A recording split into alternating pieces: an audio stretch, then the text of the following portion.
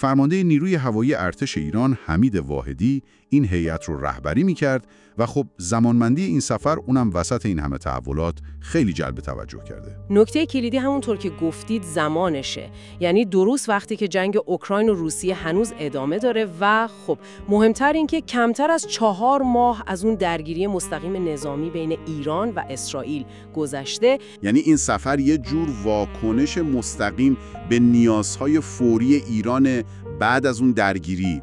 آسیب به سیستم‌های پدافندی ایران به خصوص رادارها و بعضی پایگاه‌های هوایی جدی بوده. این وضعیت خب نیاز ایران به بازسازی و تقویت سریع توان دفاع هواییش رو خیلی بیشتر کرده.